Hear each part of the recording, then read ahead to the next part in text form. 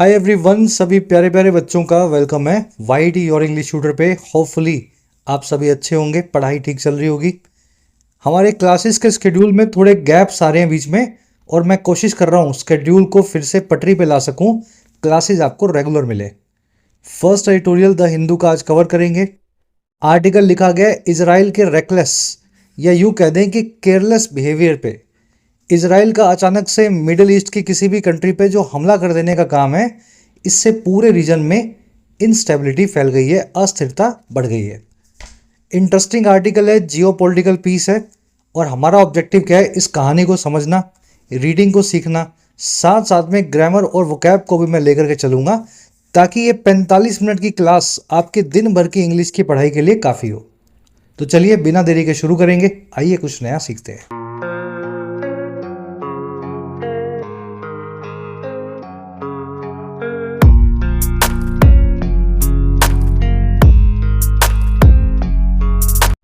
Reckless, escalation, दोनों ही भारी भारी वर्ड्स हैं। देखिए, रेक REC इस वर्ड का मतलब होता है अंग्रेजी में केयर। तो रेकलेस क्या हो गया? केयरलेस। इसको आप अंधाधुंध भी बोल सकते हैं। और एस्केलेशन का मतलब होता है मामले में तूल पकड़ना। छोटा सा मामला जो गाली गलौज का था वो हाथापाई पे आ जाए, या हाथापाई का मामला गोलीबारी पे आ जाए, तो वो कहलाता है एस्केलेशन। कह रहा है जी, इजराइल के द्वारा भी ऐसे ही एस्केलेशन करवाई जा रही है मिडिल ईस्ट में, जो बड़ी रेकलेस है, केयरलेस है, अंधाधुंध तरीके से हो रही है। चलिए टाइटल पैराग्राफ को समझो। रेकलेस वर्ड आगे डिटेल में भी आएगा, ये इसके अच्छे अच्छे सिनोनिम्स हैं। हीटलेस, थॉटलेस भी आप इसको बोल सकते हैं। एस्केलेशन को आप जो है इंटेंसिफिकेशन या इंक्रीज बोलते हैं। टाइटल पैराग्राफ ये कहता है कि India should be more forthright in opposing Israel's regional war. कह रहा है ये जो वॉर कर रहा है ना इजराइल, भारत को शुड भी होना चाहिए। और क्या होना चाहिए?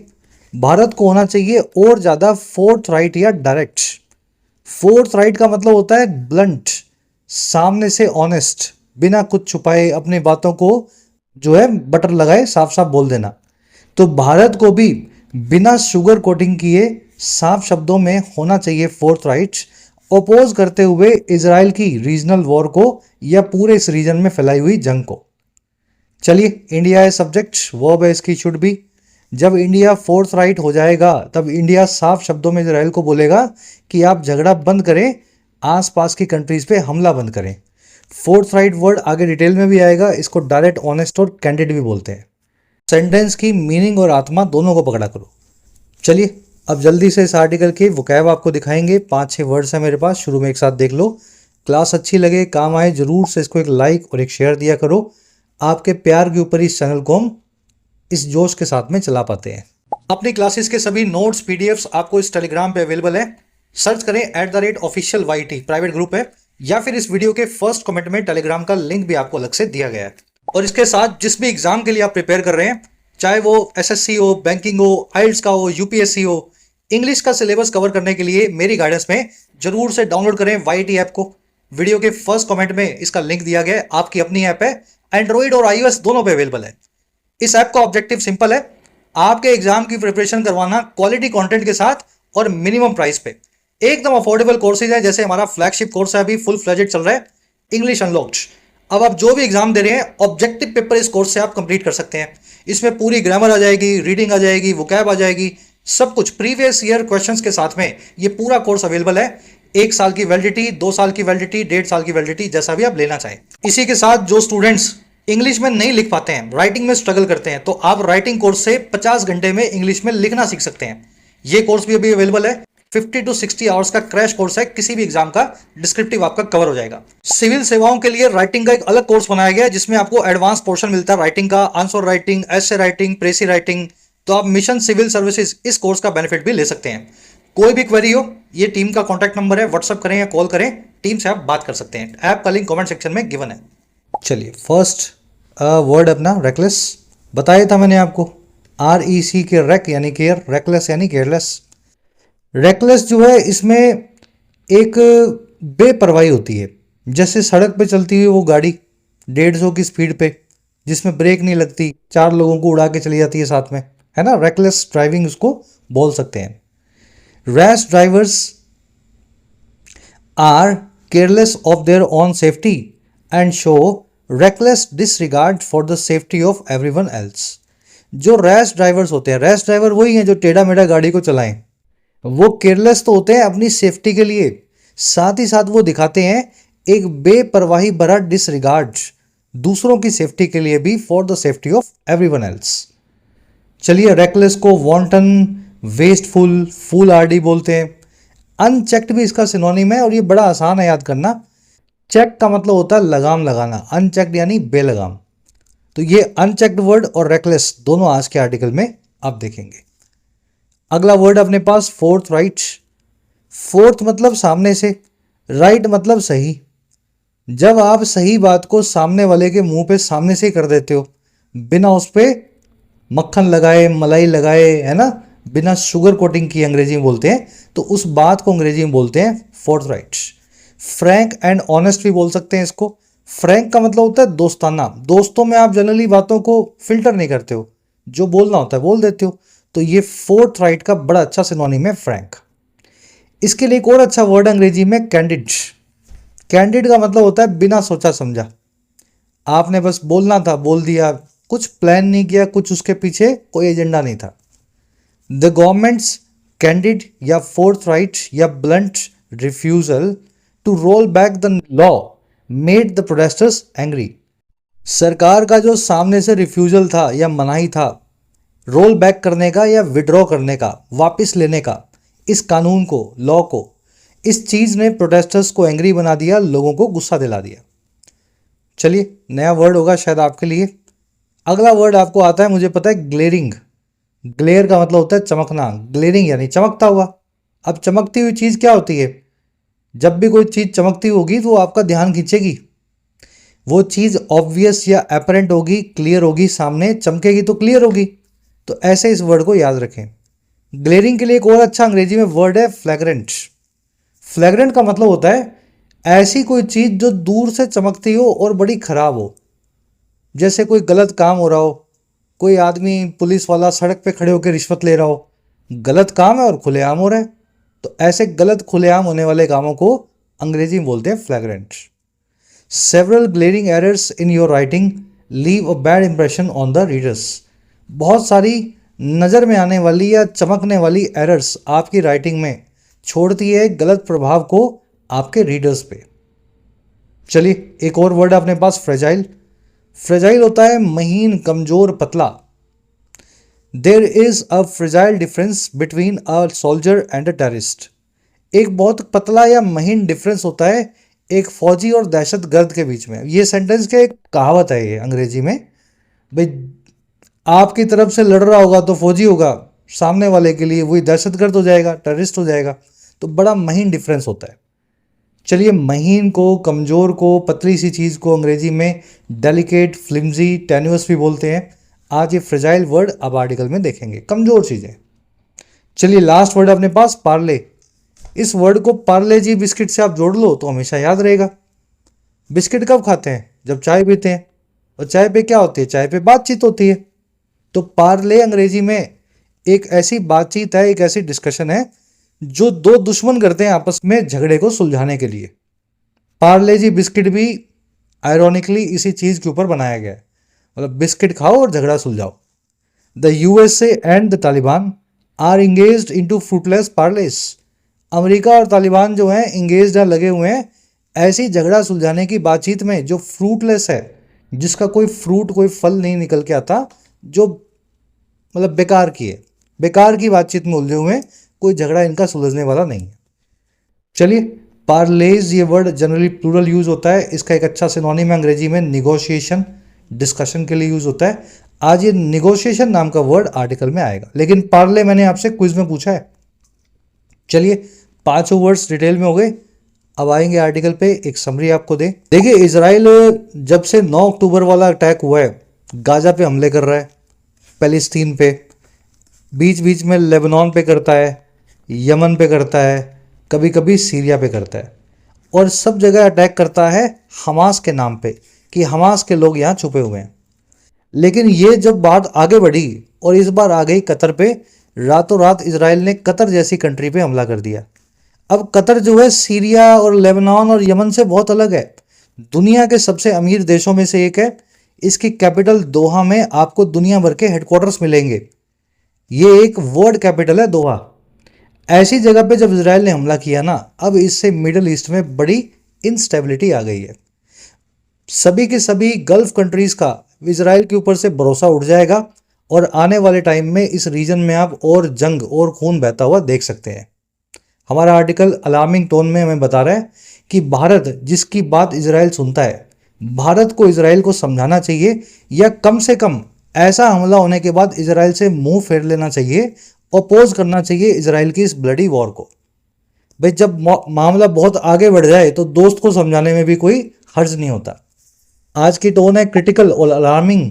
इसराइल को कर रहा है क्रिटिसाइज और साथ में अलार्म बजा रहा है, चेतावनी दे रहा है। चलिए शुरू करें आर्टिकल को। साथ साथ पढ़ते जाओगे तो मीनिंग निकलेगा अच्छे से। हर सेंटेंस से पहले वीडियो को पॉज करके पहले खुद से मीनिंग निकाला करो। कह रहा है even bye Israel's own standards it's September 9 attack on Qatar targeting Hamas leaders was a reckless escalation of the regional conflicts. कह रहा है जी यहाँ तक कि इस चीज़ से, बाय का मतलब होता है इस चीज़ से, इस जरिए में। कह रहा है कि यहाँ तक कि इसराइल के खुद के स्टैंडर्ड से भी, इसराइल के खुद के लेवल से भी, स्टैंडर्ड मतलब लेवल। कह रहा है वहाँ से देखो तब भी सितंबर 9 का जो अटैक था कतर पे, और वो अटैक जो टारगेट करता हुआ था हमास के लीडरशिप को, वो एक रेकलेस एस्केलेशन था या बेपरवाही से जो किया गया एस्केलेशन था। एस्केलेशन आप समझते हैं झगड़े को बढ़ाने का काम, और ये एस्केलेशन था एक रीजनल कॉन्फ्लिक्ट का, एक ऐसे झगड़े का जो एक रीजन में फैला हुआ था इसराइल के आसपास। कह रहे जी one that could make peace in Gaza even harder to achieve. और ये एक ऐसा एस्केलेशन था जो बना सकता है पीस को या शांति को, चैन को गाजा में और ज़्यादा हार्डर या मुश्किल अचीव करना। तो सितंबर 9 का अटैक ऐसा अटैक है जो इसराइल के स्टैंडर्ड से, इसराइल के लेवल से भी बड़ा खराब अटैक है। भाई इसराइल तो किसी पे भी हमला कर देता है रात में। सुबह आप फ़ोन खोलो अपना और न्यूज़ चलाओ तो इसराइल ने हमला किया होता है किसी कंट्री पे। तो इसराइल के लेवल से भी ये हमला अपने आप में बड़ा जो है बेपरवाही वाला था, लापरवाही वाला था। चलिए अटैक बनेगा सब्जेक्ट, वॉज बनेगी इसकी वर्ब। दैट आया है वन के लिए और वन आया है एस्केलेशन के लिए। एस्केलेशन आपने देख लिया, मामले को तूल पकड़वाना। दैट की वर्ब है कुड मेक।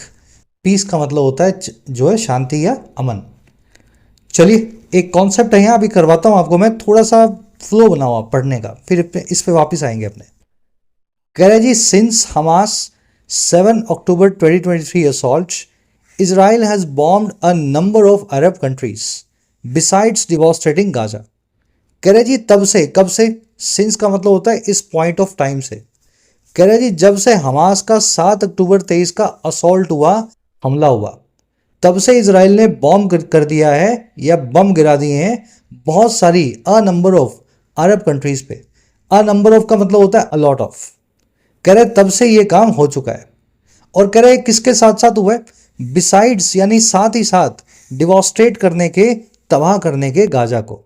डिवोस्ट्रेट करना यानी डिवोस्टेशन लाना, तबाही लाना, किसी जगह को बर्बाद करना। तो अक्टूबर 7 2023 के हमले के बाद से इसराइल ने कई गल्फ कंट्रीज पे हमला कर दिया है और साथ साथ में गाजा की ऐसी तैसी तो कर ही चुका है। चलिए इसराइल की वर्ब है हैज़ बॉम्ब्ड। बॉम्ब करना आप समझते ही हैं। सिंस बताता है पॉइंट ऑफ टाइम को। असॉल्ट का मतलब है हमला। बिसाइड्स का मतलब होता है साथ ही साथ। तो गाजा में तबाही मचाने के साथ ही साथ इसराइल जो है ये काम कर रहा है। कह रहे its strike on Iran in June triggered a brief aerial war. इसकी जो स्ट्राइक थी, हमला था। अब देखो हमले के लिए अटैक भी होता है, असॉल्ट भी होता है, स्ट्राइक भी होता है, ये सारे वर्ड हमले को बताते हैं। कह रहा है इट्स की यानी इसराइल की जो हमले थे ईरान पे जून के महीने में, उन्होंने तो ट्रिगर ही कर दिया या भड़का ही दिया एक ब्रीफ या छोटी सी एरियल वॉर को या हवा में जंग को। एरियल वॉर क्या होती है, ड्रोन्स, मिसाइल्स, फाइटर जो है एयरक्राफ्ट सब एक दूसरे से लड़ते भिड़ते हैं हवा में, एरियल वॉरफेयर कहलाता है। चलिए, इट स्ट्राइक्स की वर्ब है ट्रिगर। ट्रिगर का मतलब होता है किसी चीज को अचानक से भड़का देना, एक्टिवेट कर देना। कह रहा है Israel keeps attacking Syria, Lebanon and Yemen at will. कह रहा है फिर इसराइल को अगर आप देखो ना तो ये करता रहता है इस काम को कंटिन्यू। और कौन सा काम? अटैक करना सीरिया पे, लेबनान पे और यमन पे अपनी मर्जी से एट विल। ये विल अंग्रेजी में देख लेना, ये हेल्पिंग वर्ब भी बनता है फ्यूचर टेंस की। और नाउन फॉर्म में विल का मतलब होता है अपनी मर्जी या रजामंदी।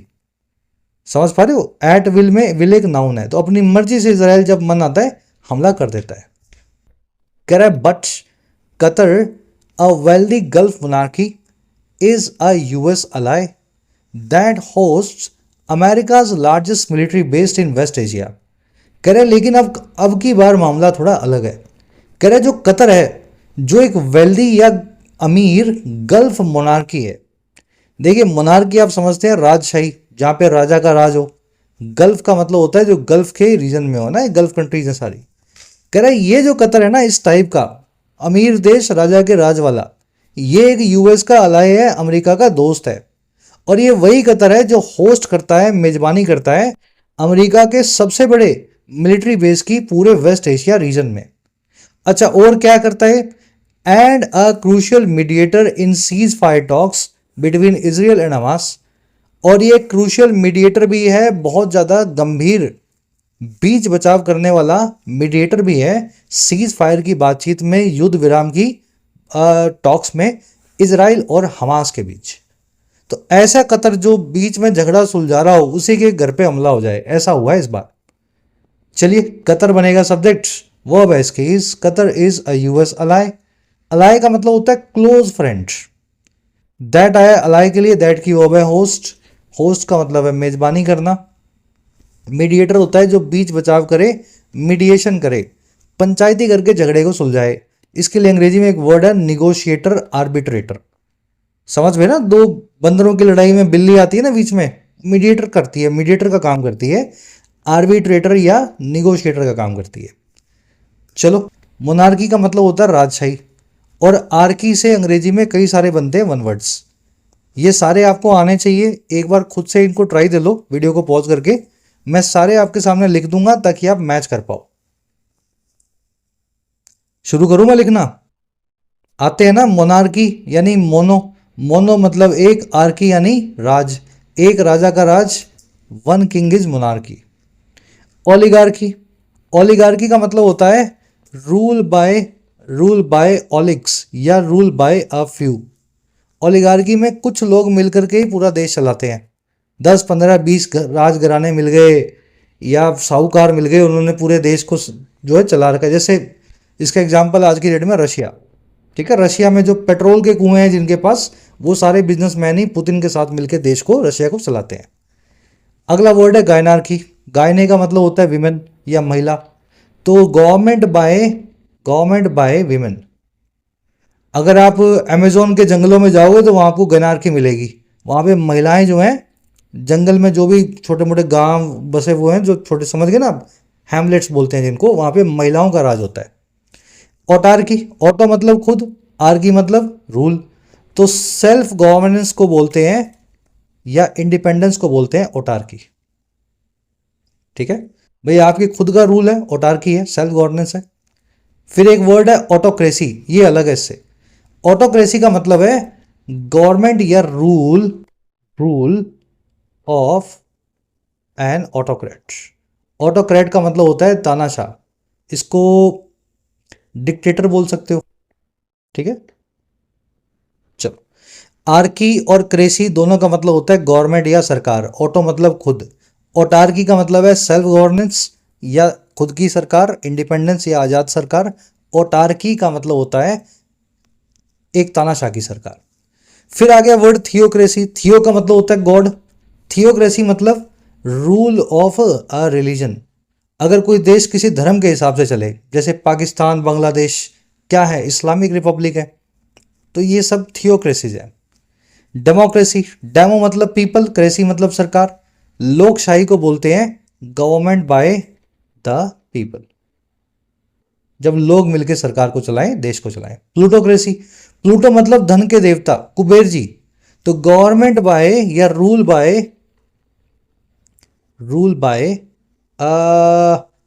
द वेल्दी, समाज के सबसे अमीर लोग जब सरकार चलाते हैं मिलके तो बन जाती है प्लूटोक्रेसी। अब ये खास दो वर्ड देखना लास्ट के, स्ट्रेटोक्रेसी और जो ऑक्लोक्रेसी। स्ट्रेटोक्रेसी होती है government run by a military, जैसे आपको पाकिस्तान में मिलेगी। पाकिस्तान थियोक्रेसी भी है, स्ट्रेटोक्रेसी भी है ना। एस्टेब्लिशमेंट, वहाँ प्राइम मिनिस्टर को चुनना है तो एस्टेब्लिशमेंट ही करेगी सारे काम, तो गवर्नमेंट रन बाय मिलिट्री। और एक लास्ट वर्ड है ऑक्लोक्रेसी। ऑक्लो का मतलब होता है भीड़, क्राउड। अ गवर्नमेंट या रूल बाय अ क्राउड। ठीक है, जैसे बांग्लादेश के अंदर अभी झगड़ा हुआ था, शेख हसीना को भगाया गया, तो जो समझ गए ना, क्राउड ने रूल किया था कई दिन तक बांग्लादेश, जैसे भी नेपाल में चल रहा है। फिर अब कोई इंटरिम गवर्नमेंट बनेगी वहाँ पे जब बाद में बनेगी, तो इसको बोलते हैं ऑक्लोक्रेसी। तो ये सारे वन वर्ड्स मुझे पता है आधे आपको याद होंगे, जो याद नहीं है उनका स्क्रीनशॉट ले लो, आने चाहिए। चलो आगे बढ़े। कह रहे जी हाँ, ये टॉक्स हो गई इनके, देख लो हम, मतलब कतर पे हमला हो चुका है दोनों के बीच में टॉक करवाने के बावजूद। आगे क्या हुआ? आगे ये हुआ, yet none of this deterred Israeli Prime Minister Benjamin Netanyahu. कह रहे लेकिन फिर भी, येट का मतलब होता है फिर भी, इनमें से किसी भी चीज़ ने डिटर नहीं किया, रोका नहीं इजराइल के प्राइम मिनिस्टर नेतन्याहू को। और कौन Netanyahu? Who claimed full responsibility for the attack, जिन्होंने दावा ठोका पूरी जिम्मेदारी लेने का इस अटैक की। तो कतर चाहे कितना भी अमेरिका का दोस्त हो, कितना भी इजराइल हमास की बात करवाता हो, इस चीज़ ने नेतन्याहू को कतर पे हमला करने से नहीं रोका। नन ऑफ दिस की वर्ब है डिटर। डिटर का मतलब होता है रोकना, स्टॉप करना, प्रिवेंट करना। हु आया नेतन्याहू के लिए। कह रहे Israeli jets targeted a house where Hamas leaders had reportedly assembled to discuss a ceasefire proposal. Israel के जो जेट है उन्होंने टारगेट किया घर को जहां हमास के लीडर्स असेंबल हो चुके थे, रिपोर्टेडली, कथित तौर पे ऐसा रिपोर्ट किया जाता है। और क्यों? डिस्कस करने के लिए, एक सीज फायर के प्रपोजल को, बातचीत करने के लिए, एक झगड़े को खत्म करने के ऑफर को। तो ये आए होंगे वहाँ, बातचीत चल रही होगी, इजराइल ने बॉम्ब्स गिरा दिए वहाँ। चलिए, इजरायली जेट्स की वर्ब है टारगेटेड, लीडर्स की वर्ब है हैड असेंबल्ड। असेंबल होना, इकट्ठा होना, गैदर होना। डिस्कस एक ऐसी वर्ब अंग्रेजी में, ध्यान रखना बड़े क्वेश्चन बनते हैं इस पे, इसके बाद में आप सीधे ऑब्जेक्ट लिखते हैं, ट्रांजिटिव वर्ब है। डिस्कस अबाउट, डिस्कस्ड फॉर, ऐसा अंग्रेजी में नहीं लिखा जाता। जो भी चीज़ आप डिस्कस कर रहे हैं वो चीज़ सीधे सीधे बिना प्रेपोजिशन के लिखें। कह रहा है the strike Drew sharp criticism and condemnation from across the world. ये जो हमला था इजराइल का, इसने ड्रॉ किया या खींचा बहुत कड़े क्रिटिसिज्म को, आलोचना को, और कंडेमनेशन को पूरी दुनिया से। क्रिटिसिज्म और कंडेमनेशन एक ही बात है। कंडेमनेशन के अंदर आप बहुत बुरे से क्रिटिसाइज करते हो, और क्रिटिसिज्म में आप एक सरसरी बात करते हो कि गलत हुआ।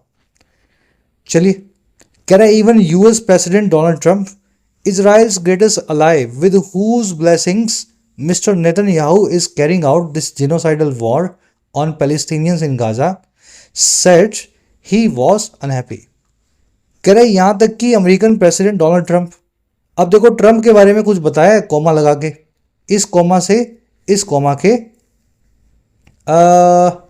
बीच। ट्रंप वो आदमी है जो कि इजराइल के सबसे बड़े अलाय हैं या दोस्त हैं, और कह रहे जिसकी ब्लेसिंग्स के साथ ही, जिसके आशीर्वाद से ही, विद हुज ब्लेसिंग्स, नेतन्याहू जो हैं कैरी आउट कर रहे हैं, अंजाम दे रहे हैं अपनी नरसंहारी जंग को, जिनोसाइडल वॉर को, पैलेस्टीनियन लोगों पे गाजा के अंदर। कह रहा है ऐसे डोनाल्ड ट्रंप जो कि इजराइल के माई बाप है ना, एक तरीके से इजराइल के ब्लेसिंग्स दे करके इजराइल से जंग करवा रहे हैं। यही डोनाल्ड ट्रंप ने कह दिया इस बार कि वो भी अनहैप्पी थे, नाराज थे इजराइल के जो है इस अटैक से। While the White House has assured Qatar that there would be no more attacks. जबकि जो व्हाइट हाउस है उसने अश्योर किया है, भरोसा दिलाया कतर को कि अब और ऐसा हमला इजराइल की तरफ से नहीं होगा। तो इस बार डोनाल्ड ट्रंप ने भी इजराइल का साथ छोड़ दिया इस हमले की वजह से। चलिए, डोनाल्ड ट्रंप सब्जेक्ट है, वर्ब है इनकी सेड। डोनाल्ड ट्रंप ने ऐसा कहा। ही वॉज अनहैप्पी, वो थोड़े से नाराज थे। नेतन्याहू की वर्ब है इज कैरिंग आउट, वो कैरी आउट कर रहे हैं या अंजाम दे रहे हैं। व्हाइट हाउस ने हैज अश्योर्ड, अश्योर किया है, भरोसा दिलवाया है। अटैक्स की वर्ब है वुड बी, अटैक्स जो है और नहीं होंगे, there would be no attacks. Structure सारी क्लियर है, कुछ ज़्यादा मुश्किल पढ़ने वाला आज है नहीं। चलो एक ग्रामर कॉन्सेप्ट ऊपर जो छूट गया था वो देख लो, फिर आगे आपको खाली रीड ही करना है, ग्रामर सारी यहीं पे आ गई। ये जो लास्ट कॉन्सेप्ट है ना ग्रामर का, बड़ा प्यारा कॉन्सेप्ट है ये। देखो बिसाइड और बिसाइड्स के बीच का फर्क आपको पता होना चाहिए। बिसाइड का मतलब होता है बाजू में, साइड में। जैसे आपके साइड में कुर्सी पड़ी है, एक टेबल पड़ा है, तकिया पड़ा है ना, तो दैट तकिया कुर्सी और टेबल इज बिसाइड यू, ये तो हो गया बाजू में। लेकिन ये जो बिसाइड्स है, बिसाइड्स इसका मतलब पता है क्या होता है, साथ ही साथ।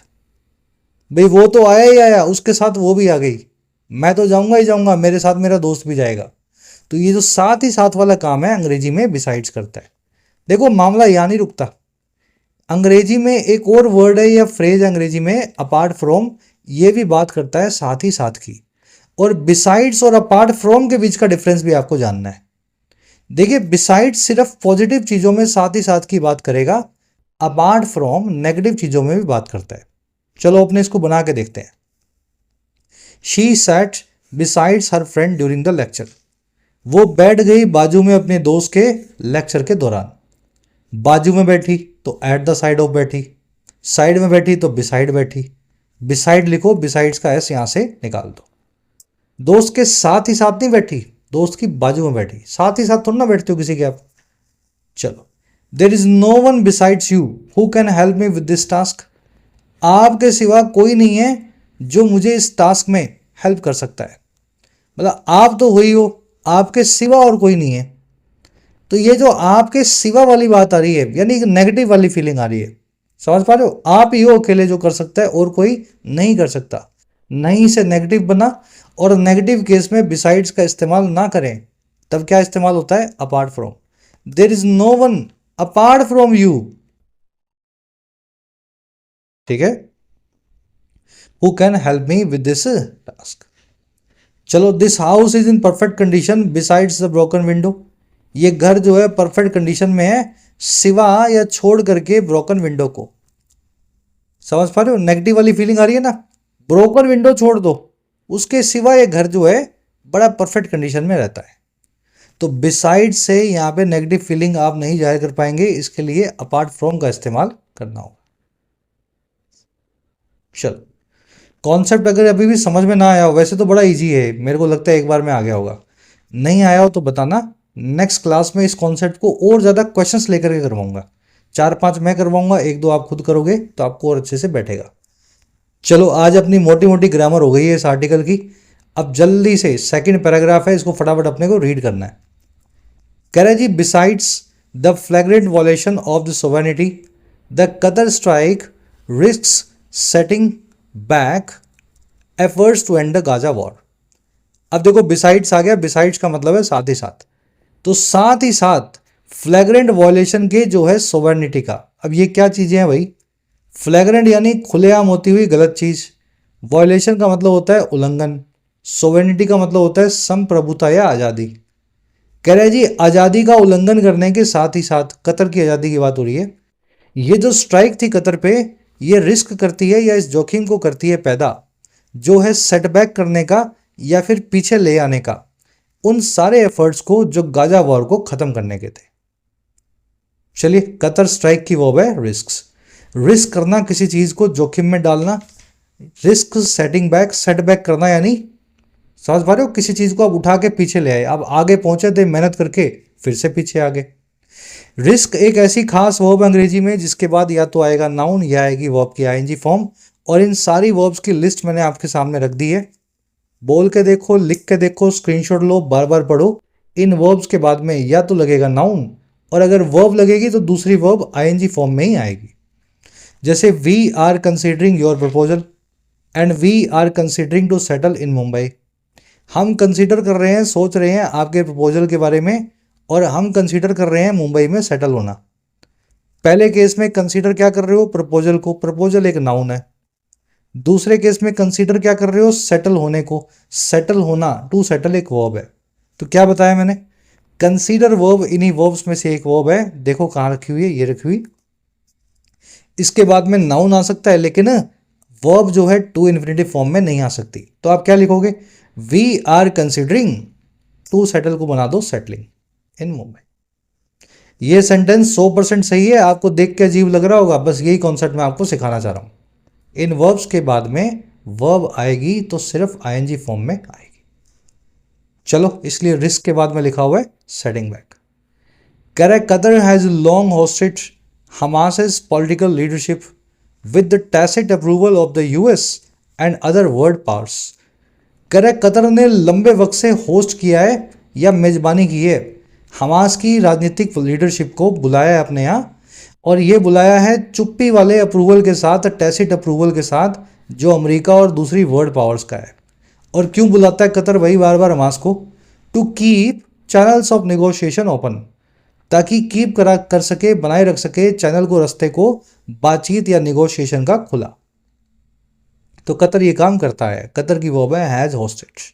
टैसिट का मतलब होता है गुपचुप। अमेरिका ने चुप्पे से बोला हाँ बुला लो, है ना, हमास वालों को बुला लो, तभी ये कतर जो है बुलाता है।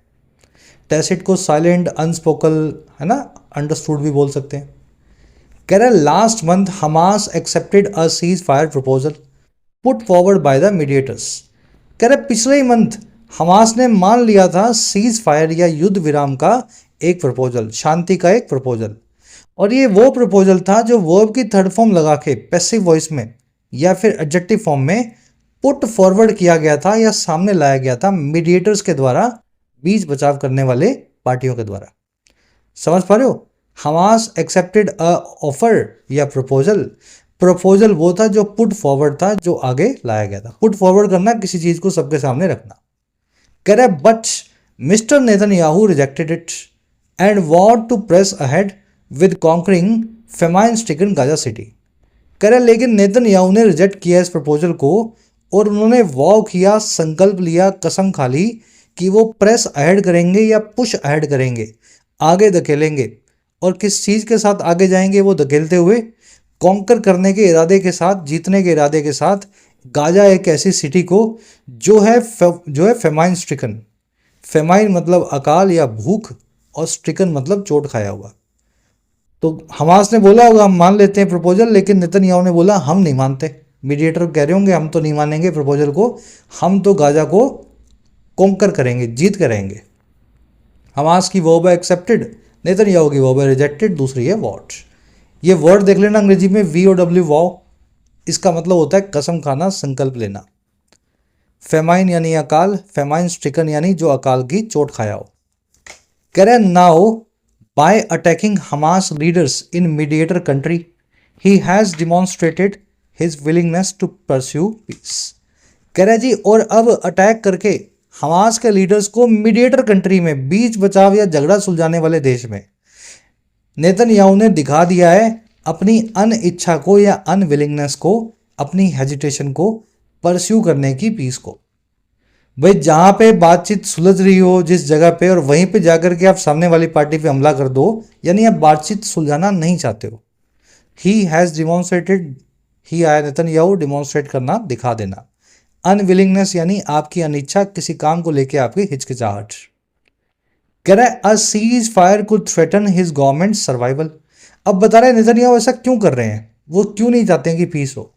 कह रहा है कि युद्ध विराम जो होगा, सीज फायर जो होगा, वो चुनौती देगा, थ्रेटन करेगा, रिस्क में डाल देगा उनकी सरकार के सर्वाइवल को। And he appears willing to prolong the war, और इसलिए वो दिखाई देते हैं कि वो तैयार हैं, विलिंग हैं इस वॉर को लंबा खींचने के लिए। और कैसे खींचेंगे भाई लंबा? Even at the cost of more Palestinian lifes, यहाँ तक कि इस कॉस्ट पे, इस कीमत पे जो है और ज़्यादा पैलेस्टीनियन लोगों की ज़िंदगियों की। तो इनको लगता है कि अगर शांति हो गई तो फिर हमारी सरकार गिर जाएगी, तो हम क्या इस वॉर को और आगे चलाते हैं, मर जाएंगे कुछ पैलेस्टीनियन तो मर जाएंगे, लेकिन सरकार हमारी तब तक बनी रहे। चलिए, इंटरनल पॉलिटिक्स है इसराइल की। सीज फायर की वर्ब है कुड थ्रेटन, ही की वर्ब है अपीयर्स, विलिंग का मतलब होता है तैयार, अनविलिंग जो है तैयार ना हो। ये यहाँ पे उल्टा वर्ड था इसका, विलिंग का, अनविलिंग। चलिए, एट द कॉस्ट ऑफ, इसका मतलब होता है कीमत पे, इस कीमत पे। याद रखें इस फ्रेज को एट द कॉस्ट ऑफ लिखना है, कभी भी इसको ऑन द कॉस्ट ऑफ मत लिखना, ठीक है? इस कीमत पे यानी at the cost of something.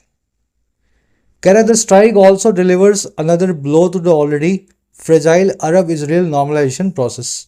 ये हमला, ये स्ट्राइक साथ ही साथ डिलीवर करती है एक और चोट को या ब्लो को, जो है पहले से ही फ्रेजाइल या कमज़ोर अरब इजराइल के नॉर्मलाइजेशन की प्रोसेस। तो अरब कंट्रियाँ इसराइल से और इसराइल अरब से बहुत टाइम से बातचीत जो है इनकी बंद है, ट्रेड बंद है, लेकिन अब पिछले टाइम से कुछ वक्त से इनमें दोस्ती हो रही थी। तो अब ये हमले से वो दोस्ती जो है फिर रुक जाएगी। ये प्रोसेस बहुत फ्रेजाइल थी, कमज़ोर थी। चलिए, स्ट्राइक की ओवर डिलीवर अब ब्लो करना, किसी चीज़ पे चोट मारना। कह रहे Saudi Arabia which has walked back from normalisation talks since October 7 would find it harder to recognise an Israeli state. कह रहे सऊदी अरेबिया की बात करें, जो कि वॉक बैक भी कर चुका है। वॉक बैक करना यानी पीछे हटना, और किससे? इसी नॉर्मलाइजेशन की टॉक से, इसराइल के साथ रिश्तों को सुधारने की बातचीत से। और कब से? October 7 से, जब से इसराइल ने हमला किया था गाजा पे। कह रहा है ये सऊदी अरेबिया जो पहले ही पीछे हटा हुआ है, अब वो इस चीज़ को और मुश्किल पाएगा या फाइंड करेगा हार्डर कि वो रिकॉग्नाइज करे इजरायली स्टेट को, इसराइल को एक देश का दर्जा दे। और कौन सा रिकॉग्नाइज करे वही state? That bombs it's gulf Arab neighbour, जो इसराइल बॉम्ब फेंक देता है सऊदी अरेबिया के पड़ोसी जो है गल्फ कंट्री पे। कतर, अरब, सऊदी आजू बाजू है ना, यूएई। तो ये सऊदी पहले ही इसराइल से पीछे हट रहा था। डोनाल्ड ट्रंप जो है वो अब्राहम अकॉर्ड करवा रहे हैं। अब्राहम अकॉर्ड का मतलब है इसराइल और मुस्लिम कंट्रीज़ के बीच में दोस्ती। तो सऊदी अरेबिया तो पहले ही पीछे हटा हुआ था इस गाजा वॉर से, अब वो और पीछे हट जाएगा। चलिए, सऊदी अरेबिया की वर्ब है वुड फाइंड इट हार्डर, विच आया सऊदी के लिए, साउथ विच की वर्ब है हैज़ वॉक्ड बैक, दैट की वर्ब है बॉम्ब्स। सब कुछ समझ रहे हो ना भाई? स्पीड मेरी ज़्यादा हो तो यूट्यूब में ऑप्शन दिया हुआ है स्पीड को बढ़ाने का और घटाने का, यूज़ किया करो उसको। कह रहा है Israel's unchecked military aggression also exposes the failure of mister Trump. कह रहे फिर लास्ट में इसराइल का जो बेलगाम मिलिट्री एग्रेशन है, मिलिट्री की आक्रामकता है, वो साथ ही साथ एक्सपोज करती है, हमें दिखाती है फेलियर को, नाकामयाबी को ट्रम्प की। और कौन है Trump? Who has called himself a man of peace. कह रहे जो खुद को बुलाते हैं, खुद को बोल चुके हैं, बुला चुके हैं, कॉल हिमसेल्फ शांति का दूत या मैन ऑफ पीस। और कैसे बुलाया इन्होंने? With claims of having ended even the India Pakistan conflict of May 25। ये बुलाते हैं अपने आप को इस दावे के साथ में जो है ख़त्म कर चुकने होने का, हैविंग एंडेड करने का, यहाँ तक कि भारत पाकिस्तान के कॉन्फ्लिक्ट को जो मई 2025 में हुआ था। तो ये जो झगड़ा है या इसराइल का जो हमला है वो ट्रंप को और एक्सपोज करता है कि शांति का दूत कैसे होंगे ट्रंप अगर उनकी नाक के नीचे इसराइल कतर पे हमला करे। चलिए, एग्रेशन की वो है एक्सपोजेज, एग्रेशन यानी आक्रामकता, एक्सपोज यानी किसी चीज़ को सबके सामने खुली रोशनी में रखना। हु की वो है हैज़ कॉल्ड। कह रहा जी but when it comes to Israel which is facing serial allegations of war crimes and genocides he seems either unable or unwilling to use the leverage at his disposal. कह रहा लेकिन जब बात हो, when it comes to, अंग्रेजी में phrase है when it comes to, जब बात हो इसराइल की, और वो इसराइल जो फेस कर रहा है गंभीर एलिगेशंस को, आरोपों को, वॉर क्राइम्स के या युद्ध में होने वाले गुनाहों के, और फिर जिनोसाइड के भी, नरसंहार के भी। कह रहे ये इसराइल जो है ना, जब इसकी बात होती है तब ये ट्रंप यानी ही दिखाई देते हैं या तो अनेबल हैं या इनकी इच्छा नहीं है इस्तेमाल करने की उस लेवरेज को, उस प्रभाव को, रुतबे को, इन्फ्लुएंस को जो एट हिज डिस्पोजल है, जो उनके पास अवेलेबल है। बहुत सारे फ्रेज आए हैं देखो इसमें। जब बात हो इसराइल की, वो इसराइल जो सामना कर रहा है बहुत गंभीर आरोपों का, वॉर क्राइम्स और जिनोसाइड के, इनकी बात होने पे ट्रंप दिखते हैं कि या तो वो अनेबल हैं या वो बिल्कुल तैयार नहीं है, राजी नहीं है कि वो यूज़ करें अपने रुतबे या प्रभाव को जो उनके पास है वॉर को रोकने का। समझ गए?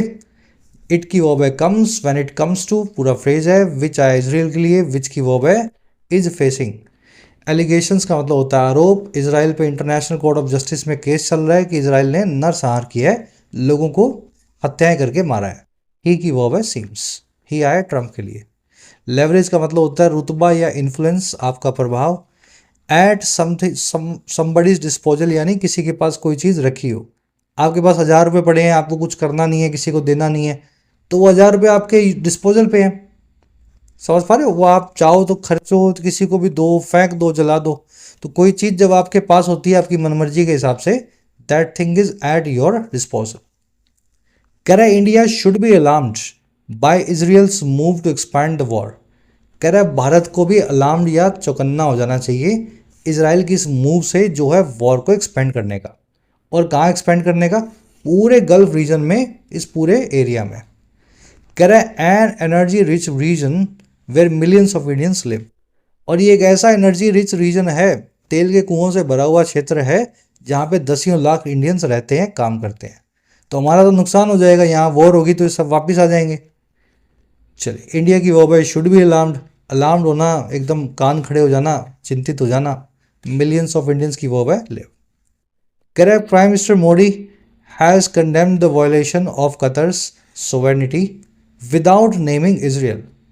कह रहा है और इस दिशा में भारत ने कदम उठाया भी है। मोदी साहब ने कंडेम किया है, बहुत कड़े शब्दों में आलोचना की है कतर के वायलेशन की, या कतर की संप्रभुता की वायलेशन की, बिना इजराइल का नाम लिए। हमने बोला कि कतर के साथ बहुत गलत हुआ, लेकिन इजराइल का नाम नहीं लिया, करने वाले का नाम हमने नहीं लिया। चलिए, मोदी की वो है हैज कंडेम, कंडेम यानी तीखी आलोचना। कह रहा है India should be more fourth right in opposing Israel's regional war. कह रहा है भारत को और ज्यादा ब्लंट होना होगा, मुंहफट होना होगा। फोर्थ राइट का सही मीनिंग होता है मुंहफट, अपोज करते हुए इजराइल की रीजनल वॉर को, उसको उसके खिलाफ अपनी आवाज उठाते हुए। अच्छा, और क्या करना होगा?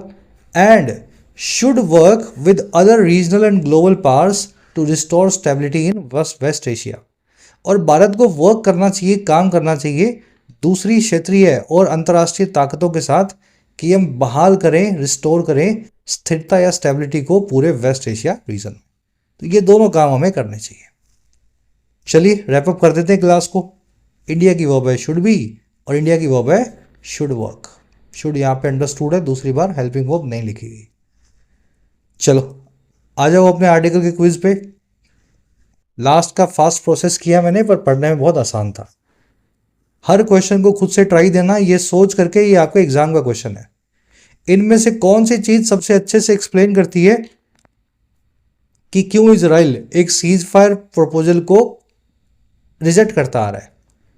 मतलब ऐसी क्या मजबूरी है नेतन्याहू की कि वो सीज फायर चाहते नहीं है करना, वो चाहते हैं कि जंग चलती रहे। बड़ा सिंपल सी बात है, सीज फायर होगी तो इजराइल में खुशहाली आएगी, खुशहाली आएगी तो उनकी सरकार को जाना पड़ेगा। उनकी सरकार को बिठाया इसलिए गया कि आप सबक सिखाओ, जब सबक सिखाने का काम खत्म हो जाएगा तो सरकार भी गिर जाएगी। चलिए, फर्स्ट का आंसर है ए।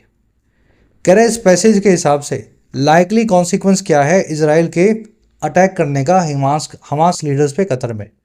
इस अटैक के बाद कौन सा कॉन्सिक्वेंस या नतीजा आप देखेंगे इस अटैक का?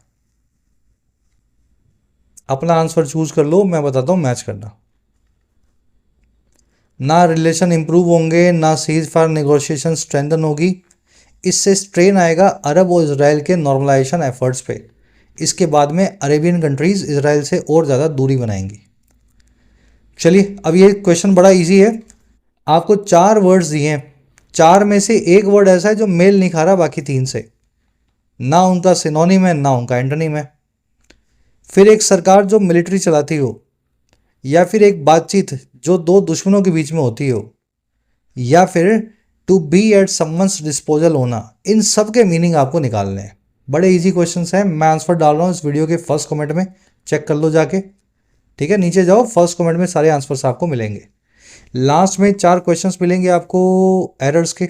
4 एरर्स हैं इसमें। पहली एरर है इस वर्ड के आसपास, दूसरी इस वर्ड की वजह से, तीसरी इस वर्ड के आसपास, और चौथी इस वर्ड की वजह से। फर्स्ट कमेंट में आंसर है, चेक करना, और आउट ऑफ 10 कितने मार्क्स मिले जरूर से शेयर करें। कल की क्लास में कुछ इंटरेस्टिंग करेंगे सैटरडे को। Until then, signing out.